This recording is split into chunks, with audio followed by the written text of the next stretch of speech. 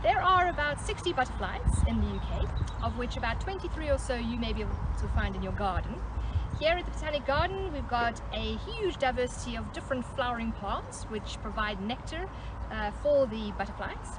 So in order to survey for your butterflies in a garden or a sort of open space, you can take part in the UK Butterfly Monitoring Scheme.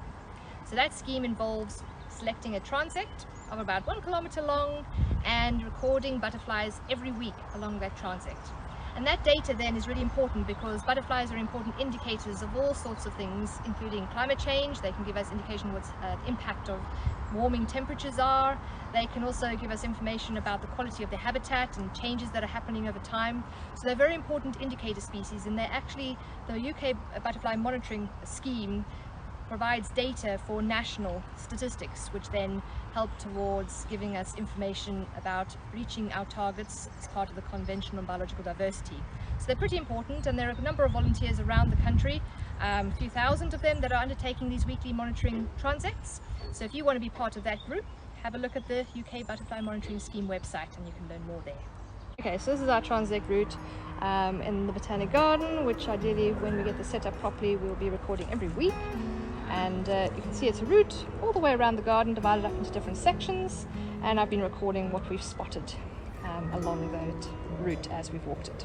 Very useful field studies guide to the butterflies, and a butterfly net are your equipment needs.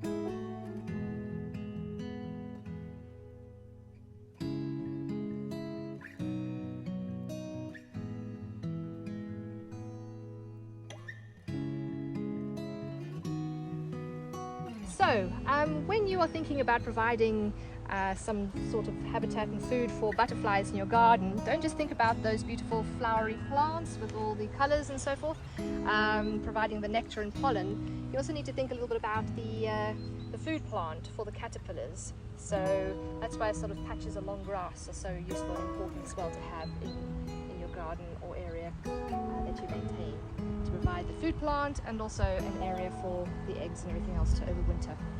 Food plant for the peacock and the small tortoiseshell butterflies, and I think there's another one that actually is wholly dependent on the nettle as a food plant. So if you didn't have nettle, you wouldn't have those butterflies.